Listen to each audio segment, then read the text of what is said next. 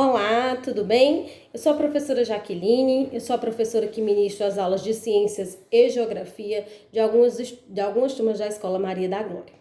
E hoje eu estou aqui para conversar um pouquinho com o quarto ano.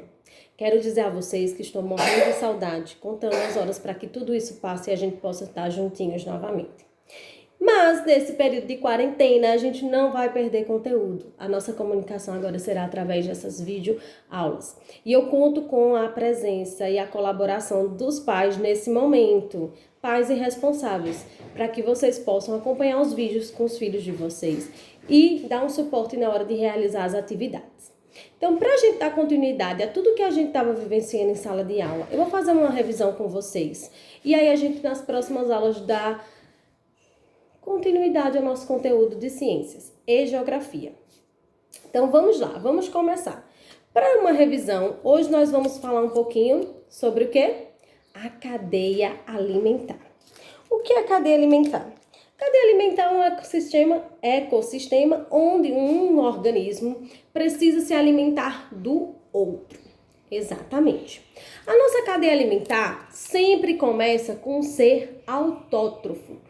E o que é isso? Eu sei que tem gente que ainda lembra. Um ser autótrofo, aquele que produz seu próprio alimento, que na cadeia alimentar é chamado de produtor, porque produz seu próprio alimento.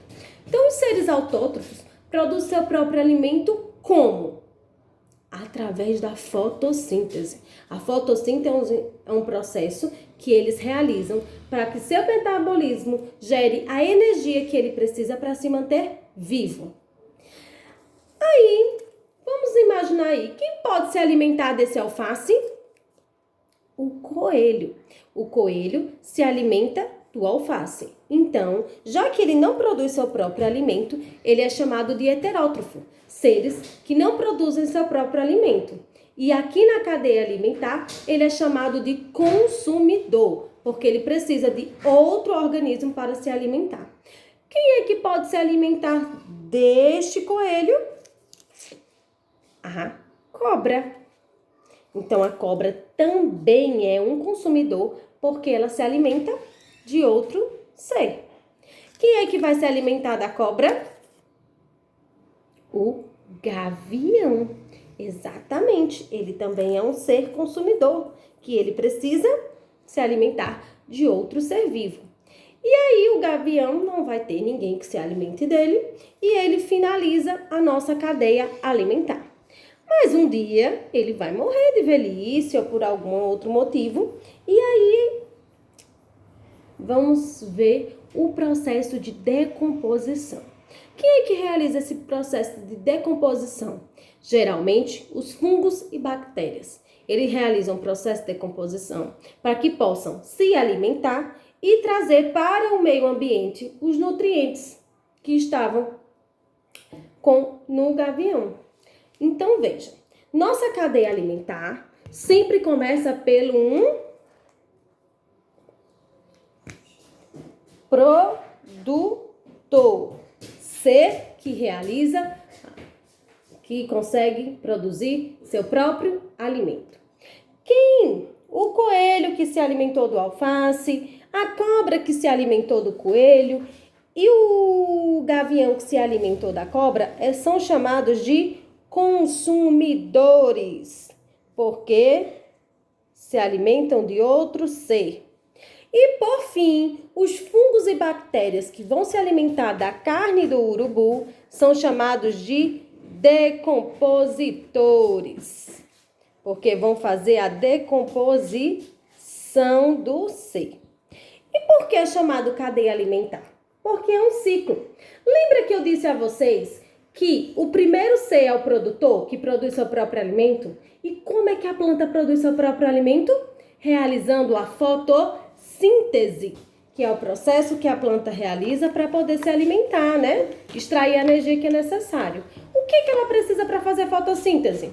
Ela precisa de água, dos nutrientes do solo, da luz e do calor solar, do sol e também do gás carbônico.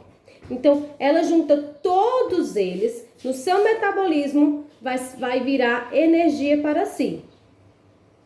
Vocês lembram que eu falei que no finalzinho aqui, as fungos e bactérias vão se alimentar da carne desse urubu e também os nutrientes vai extrair para o meio ambiente. E esses nutrientes servem para quê?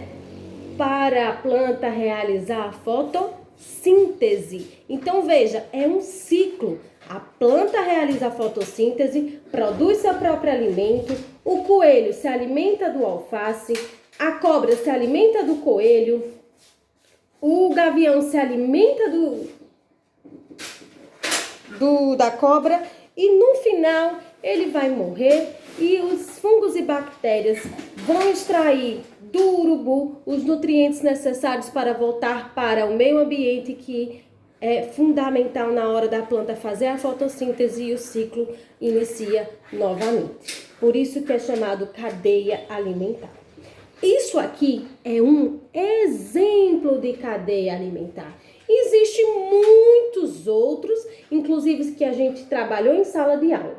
Então agora é a vez de vocês. Eu quero que vocês criem, pesquisem em livros, na própria internet, ou da sua cabecinha, de tudo que a gente conversou aqui e na sala de aula. Vocês vão criar a própria cadeia alimentar agora no caderno de ciências. Não esqueça que a nossa cadeia alimentar sempre começa com o ser que produz seu próprio alimento. E daí você vai criando um ciclo, tá certo? Então, conto com a colaboração de vocês. No caderno de ciências, crie a sua própria cadeia alimentar, tá certo? Você pode desenhar, você pode escrever ou você pode cortar, recortar, colar no seu caderno.